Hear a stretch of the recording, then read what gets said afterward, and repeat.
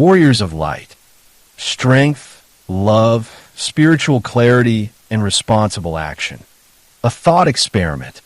Let us imagine that I am a ruler who wants to live at the expense of others. How could I prevent people from rising up against my injustice? Quite simply, by imparting a belief that silences them. By telling them, do not resist. Suffering on earth is your path to reward in heaven. Such a belief discourages, weakens, and paralyzes. It does not serve the truth, but the power of the oppressors. The Creator's view. From a divine perspective, it is desirable for man to be strong. Spiritually, emotionally, physically. For only then can he recognize injustice and confront it. Stand up for his fellow human beings. Contribute to a better world. Be a true co-creator of good. Does the head of a company want strong or weak employees? Doesn't he need very strong and courageous employees for his product or service? Why should it be any different with God? Resistance with the weapons of love. It is not about passive endurance or blind obedience. Jesus does not call for weakness, but for spiritual mastery. Love your enemies. That is not a sign of submission. It is the bravest and strongest thing a person can do, because the true fight is directed, not against the sinner, but against sin, not against people, but against injustice, not with hatred, but with the clarity and power of love. Defend yourself, but with the weapons of light. What does that mean in practice? Don't react on the same level. Rise higher. Ask the attacker, why are you doing this? This exposes him, not through violence, but through awareness. Recognize, your enemy shows you a shadow within yourself. What does not concern you does not bother you. And yet, defend yourself. Defend your family, your friends, your people. Not out of revenge, but out of love, responsibility, and clarity. True strength. True strength means not to strike back, but to remain steadfast and inwardly calm. Not to hate, but to recognize he too is a child of God, but has gone astray. The worst response for the abuser is to no longer feed him. As with football, if no one plays along, the game loses its meaning. Live the battle of light.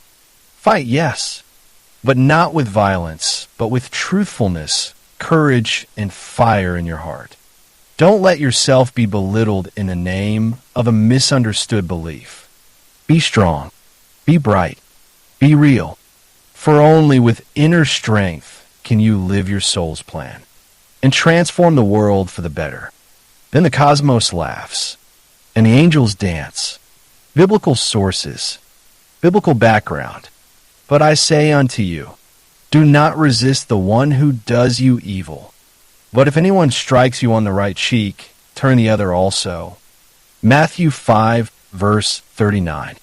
From the Epistle to the Romans by the Apostle Paul, chapter 13. 1. Let every soul be subject to the higher state powers. For there is no state power except from God, and those that exist have been ordained by God. 5. Therefore, it is necessary to be subject, not only because of punishment, but also for conscience sake. 6. For this very reason, you also pay taxes, for they are God's ministers, constantly employed in this very work. Be subject for the Lord's sake to every human institution, whether it be to the emperor as supreme, or to the governors as sent by him. Servants, be subject to your masters with all fear, not only to the good and gentle, but also to the froward and perverse. For this is commendable, that for conscience sake a man should suffer evil from God, suffering wrongfully. These verses explicitly call for patient obedience, even when treated unjustly. Historically, they have often been used to legitimize oppression. How did this get into the Bible? We all know that in 380 AD, Christianity became the state religion.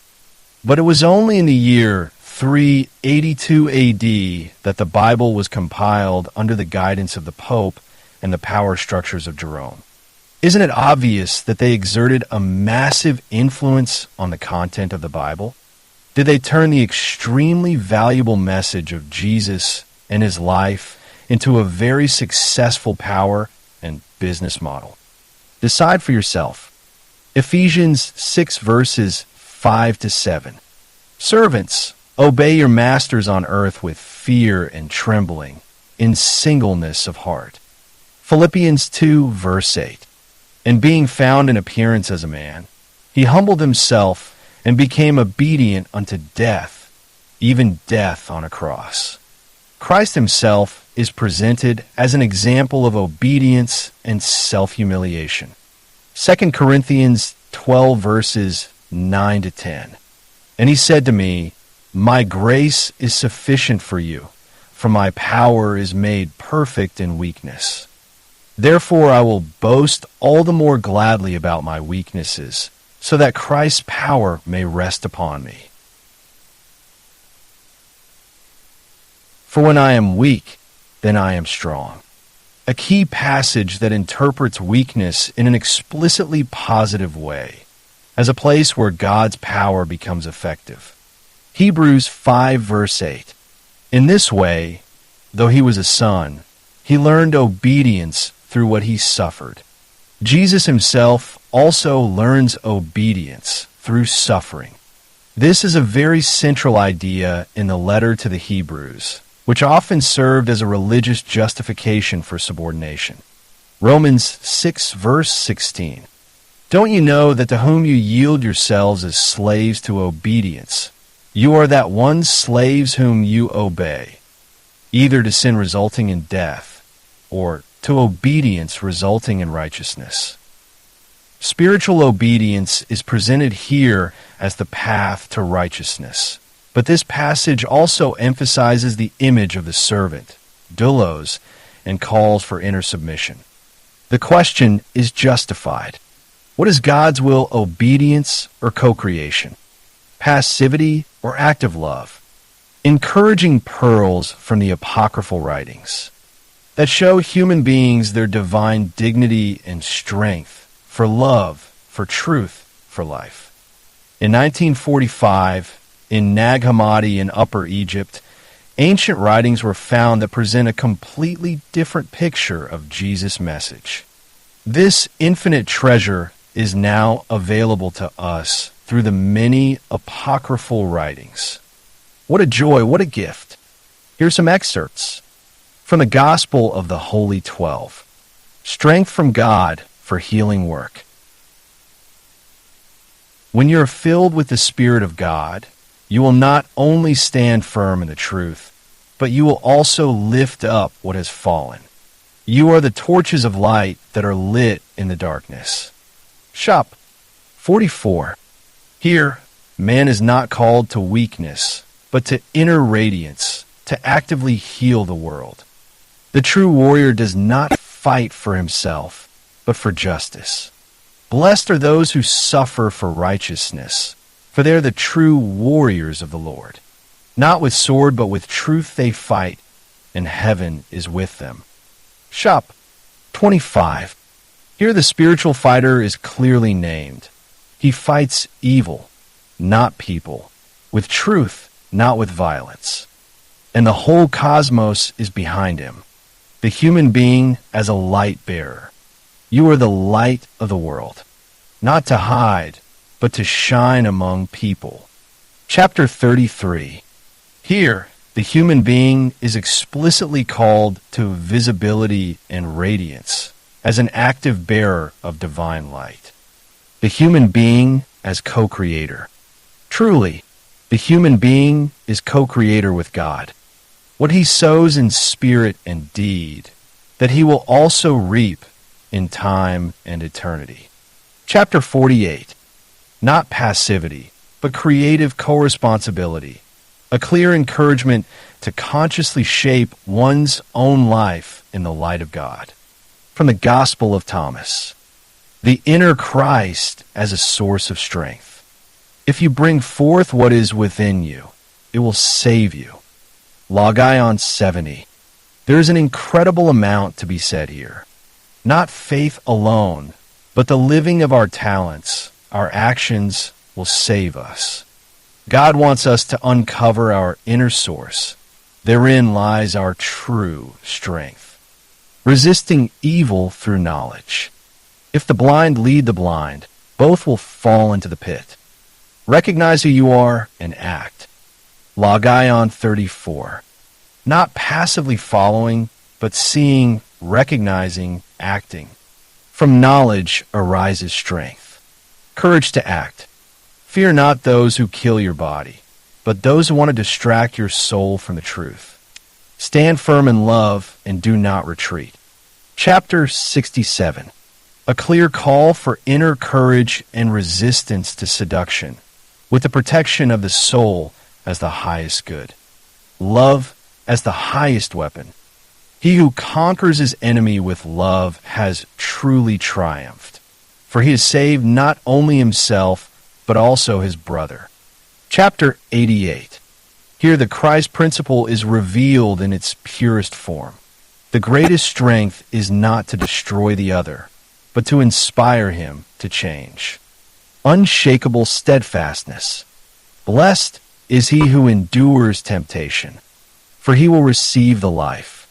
Freely adapted from Logion 68. This is about spiritual steadfastness despite adversity, central to the light warrior. From the Gospel of Philip. The power of knowledge. It is not by sacrifice, but by knowledge that you will be redeemed. Knowledge is the light in darkness. Verse 19. Here, through inner realization, the human being becomes a bearer of light, a deeply empowering message. From the Gospel of Mary Magdalene. Inner authority instead of outer domination. Do not let anyone command you except the inner truth. Gospel of Mary, verse 10. Strong encouragement to be independent and to listen to the inner divine voice against blind obedience. From the book of Enoch, 1st Enoch, the calling to be a watchman. And the Lord said, You shall be a watchman over what I have created, a light in the night, a voice in the wilderness. 1st Enoch 1:2. Man is described here as a spiritual watchman, with responsibility and courage to shine in dark times. The human being as a radiant bearer of the divine. And he placed me on a high mountain and said, You shall shine for the world, for your heart bears my light. Ode 38. A clear calling. Every human being is a light bearer, out of love for the world. Epistle of Barnabas, early Christian work, ca. 100 AD. Fighting with light and joy. Put on the armor of light, that you may be able to fight joyfully against the works of darkness. Barnabas 21:1. The image of the spiritual warrior appears here early on, with light as a weapon, and with joy as an attitude. Odes of Solomon, early Christian Gnostic poetry. The soul as a singing temple. The Lord is in my limbs, and I sing in his love. He nourishes my heart with truth, and strengthens my steps with peace. Ode 6. A poetic image of the divine presence in man, full of joy, love, and inner support. So I feel here that Jesus wanted to make us strong and great so that we can live our mission and purpose well here as co-workers in the great plan of creation of love.